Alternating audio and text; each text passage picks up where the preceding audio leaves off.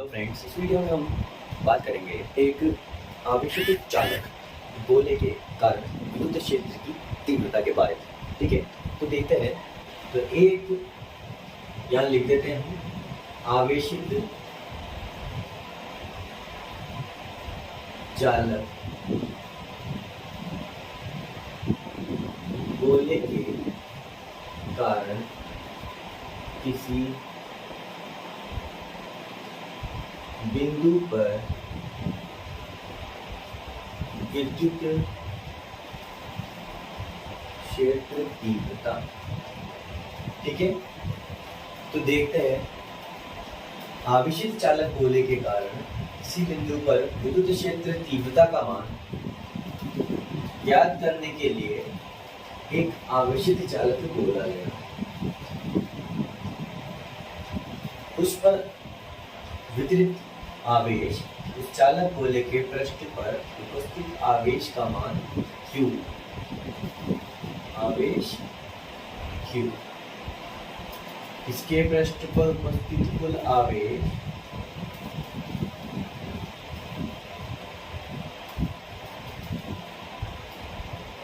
Q, कुल आवेश का मान इस पे पृष्ठ पर, इसके पृष्ठ पर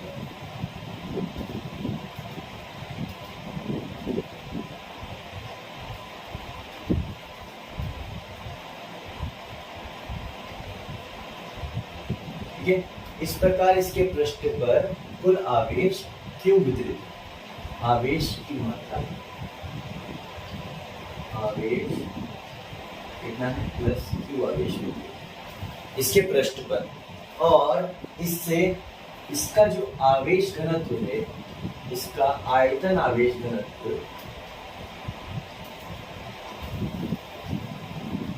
आयतन आवेश घनत्व की बात करें तो वो होगा हमारे पास रो। क्या होगा? रो। ठीक है, जो कि आप जानते हैं, इससे पहले पढ़े हैं आप। इस चालक गोले के कारण किसी बिंदु, एक बिंदु में ले लेता हूं यहाँ पर P, इस P बिंदु पर, जो कि इस गोले से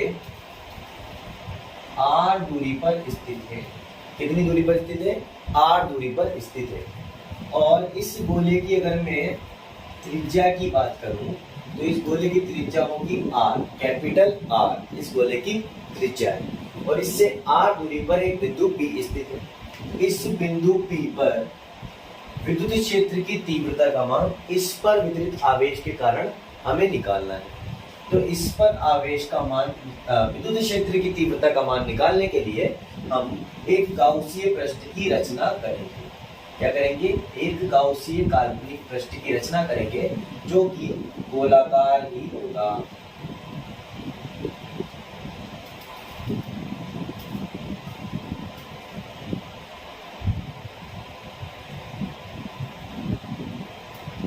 इस प्रकार एक गोलाकार गाउसीय पृष्ठ की हमने रचना की। अब इस गोलाकार गाउसीय पृष्ठ के अल्पांश पृष्ठ क्षेत्रफल पर एक बिंदु P स्थित है, और इस बिंदु P पर विद्युत क्षेत्र की तीव्रता की दिशा इस दिशा में होगी। ठीक है, और इसका जो अल्प क्षेत्रफल है वो ds होगा, और विद्युत क्षेत्र की तीव्रता E इस दिशा में होगी। ठीक है, बिल्कुल स्ट्रेट डायरेक्शन। तब इस पर उपस्थित आवेश Q आवेश के कारण इस पर उत्पन्न विद्युत फ्लक्स का मान किस प्रकार होगा? तो यहाँ पर अल्प विद्युत फ्लक्स उत्पन्न होगा, तो अल्पांश अल्प आवेश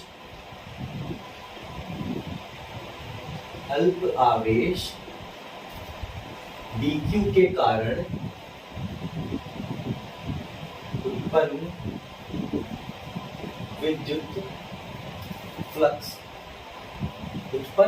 फ्लक्स का मान d phi is equal to E dot ds होता है। ठीक है, d phi is equal to E dot ds होता है। इसको समीकरण 1 दे देंगे। समीकरण 1, अब अल्प आवेश dq के कारण उत्पन्न विद्युत फ्लक्स है, तो अल्प आवेश के कारण अगर इतना विद्युत फ्लक्स होता है तो संपूर्ण q आवेश के कारण उत्पन्न होने वाला विद्युत क्षेत्र कितना होगा? तो समीकरण 1 का समाकलन कर लेंगे। तो संपूर्ण गाउसीय पृष्ठ द्वारा P बिंदु पर विद्युत फ्लक्स, P बिंदु पर विद्युत फ्लक्स का मान समीकरण 1 का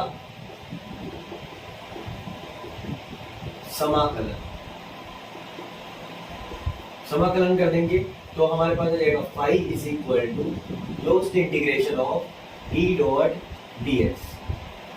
अब देखें कि यहाँ पर जब डॉट प्रोडक्ट को हम यहाँ से हटाएंगे तो हमारे पास आएगा यहाँ phi is equal to E ds cos theta. अब यहाँ देखें आप कि यहाँ ds और E विद्युत क्षेत्र की तीव्रता E और ds दोनों ही एक समान दिशा में है। तो दोनों एक समान दिशा में होने से यहाँ थीटा की जो वैल्यू है theta is equal to 0 degree होगा, क्योंकि E पैरेलल है ds के और E यदि पैरेलल है ds के तो थीटा बराबर 0 डिग्री और कोस 0 डिग्री की वैल्यू 1 होती है। ठीक है, तो कोस 0 डिग्री की वैल्यू अगर ये 1 है तो यहाँ कोस 0 बराबर हो जाएगा 1, यहाँ रखेंगे तो फाई की वैल्यू क्या हो जाएगी हमारे पास, यहाँ से लिखता हूँ phi is equal to E closed integration of ds हो जाएगा, क्योंकि यहाँ थीटा की वैल्यू 0 है तो कोस 0 1 होता है, तो यहाँ पर हमारे पास phi is equal to E ds हो जाएगा। ठीक है, ये बात आप सभी को समझ में आई है। ठीक है, अब देखिए ये आ जाएगा हमारे पास टोटल फ्लक्स का मान,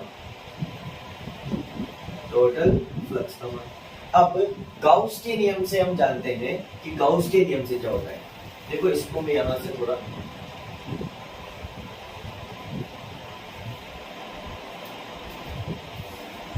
इस प्रकार, इस स्टेप के बाद में यहां से है, फिर इसके बाद में हम बात करते हैं आगे।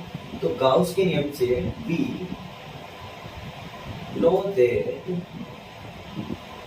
by Gauss law, गाउस के नियम से क्या होता है, phi is equal to q upon epsilon naught के बराबर होता है। किसी भी पृष्ठ से संबद्ध विद्युत फ्लक्स का मान उस पर उपस्थित कुल आवेश तथा निर्वात की विद्युतशीलता के व्युत्क्रम के गुणनफल के बराबर होता है। तो यहाँ पर हमने इसको इस तरीके से लिखा, और ये भी क्या है हमारे पास फाई का मान है, ये भी हमारे पास फाई का मान है। ठीक है, तो इन दोनों को हम बराबर कर देंगे, इसको इक्वेशन नंबर 2 और इसको इक्वेशन नंबर 3 दे देंगे।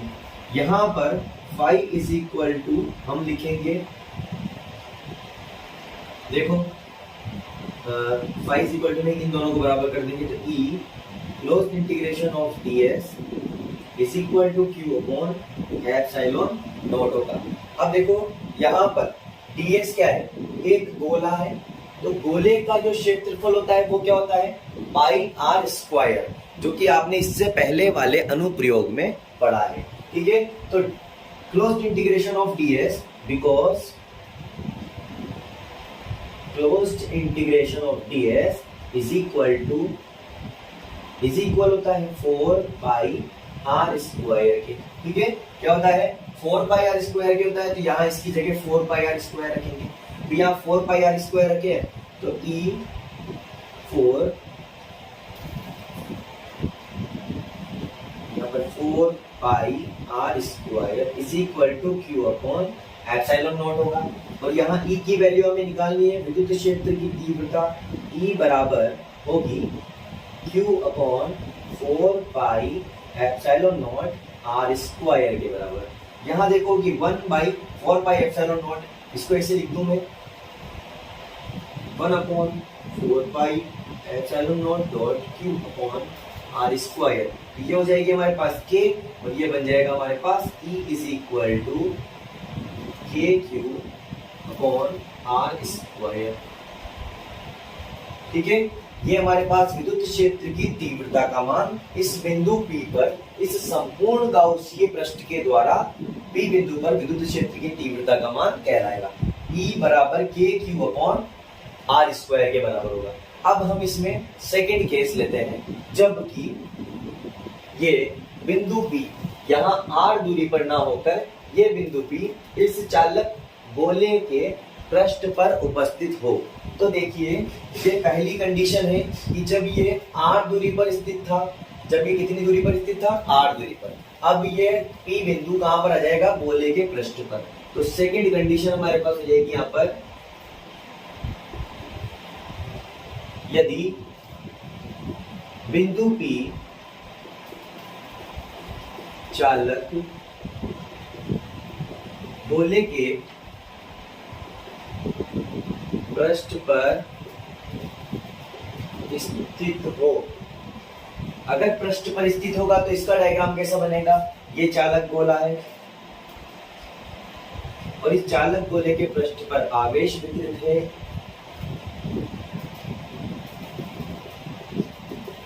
और यहाँ पर ये P बिंदु यहां से उठ के यहां आ जाएगा, तो यहाँ पर ये P बिंदु आ गया। ठीक है, ये P बिंदु, तो P बिंदु तो ये R त्रिज्या है इसकी, ये वाली दूरी भी क्या हो जाएगी, R हो जाएगी। तो मतलब कि इसकी जो दूरी पहले R थी यहां से यहां तक OP की दूरी, OP जो पहले R थी अब क्या हो जाएगी OP अब R हो जाएगी। अतः OP इज इक्वल हो जाएगा कैपिटल R। यहाँ पर OP इक्वल हो जाएगा कैपिटल R के, जो कि क्या है, गोले की त्रिज्या। यदि ये गोले की त्रिज्या है तो बाय दिस इक्वेशन 4, ये इक्वेशन 4 है हमारे पास, तो इक्वेशन 4 से, by equation 4 we can say, equation 4 से हम बोल सकते हैं E is equal to k q upon, यहाँ R को कौन रिप्लेस कर देगा, कैपिटल R, तो कैपिटल R स्क्वायर हो जाएगा। ठीक है, तो ये हमारे पास दूसरा केस सॉल्व हो जाएगा। इक्वेशन नंबर इसको बोल देंगे हम 5। थर्ड केस हम इसके बाद में एक और लेंगे। तो थर्ड केस क्या होगा, देखो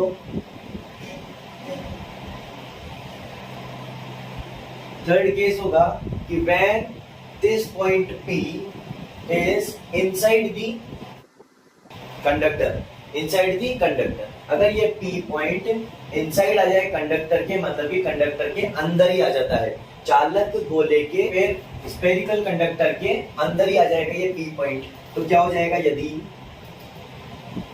बिंदु P चालक गोले के अंदर स्थित हो, यदि यह बिंदु P चालक गोले के अंदर स्थित होगा तो ये देखिए कि यहाँ पर जो संपूर्ण आवेश है, यह संपूर्ण आवेश इस गोले के पृष्ठ पर वितरित है। अगर इस गोले के पृष्ठ पर वितरित है तो अंदर का आवेश क्या हो गया, शून्य हो गया।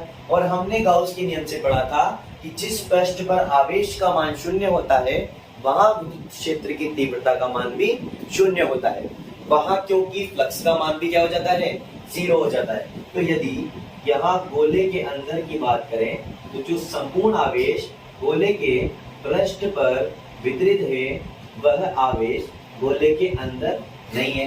तो गोले के अंदर नहीं है तो यहाँ से यहाँ तक की तो इसकी R त्रिज्या है। ठीक है, और ये P बिंदु यदि मैं बोलता हूँ कि गोले के अंदर यहाँ पर आ गया तो इस जगह ये चाहे कोई भी दूरी हो लेकिन यहाँ पर आवेश का मान हमें प्राप्त नहीं होगा। यहाँ पर आवेश का मान क्या है, 0 है। आवेश Q का मान क्या है यहाँ, 0।